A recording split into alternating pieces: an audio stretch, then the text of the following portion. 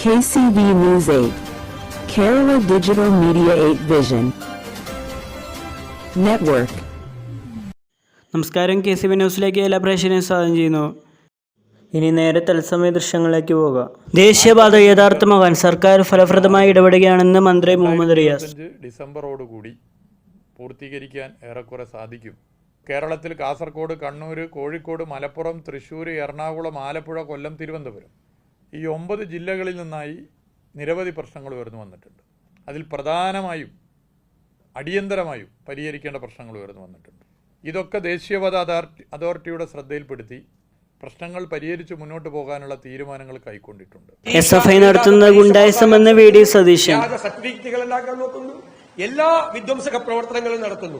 അവർക്ക് മുഴുവൻ കുടപിടിച്ചു കൊടുക്കുന്നത് ഈ മുഖ്യമന്ത്രിയാണ്, മുഖ്യമന്ത്രിയുടെ വാക്കുകളാണ്.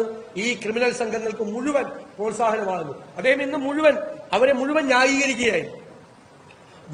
ഇവരിപ്പോൾ നിരന്തരമായി വാക്കൌട്ട് പ്രസംഗത്തെ തടസ്സപ്പെടുത്തുകയാണ്.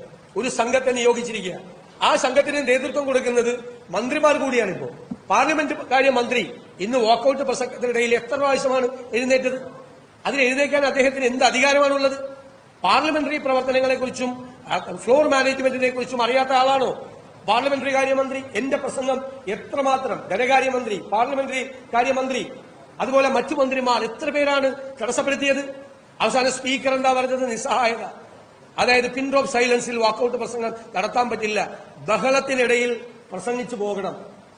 അപ്പൊ സ്പീക്കറുടെ നിസ്സഹായ അവസ്ഥയാണ്. സ്പീക്കർ പറഞ്ഞാൽ കേൾക്കാത്ത സംഘമാണ്. ഈ നിയമസഭയിൽ ഒരു സംഘം ബാക്ക് ബെഞ്ചിൽ നിന്ന് കുറെ പേരെ അതിനുവേണ്ടി തെരഞ്ഞെടുത്ത് ബഹളമുണ്ടാക്കിച്ച് മന്ത്രിമാരുടെ നേതൃത്വത്തിൽ വാക്കൌട്ട് പ്രസംഗത്തെ തടസ്സപ്പെടുത്തുന്നു. ഇവരെന്താ ഉദ്ദേശിക്കുന്നത്? ഞങ്ങളുടെ KCV News 8, Kerala Digital Media 8 Vision Network.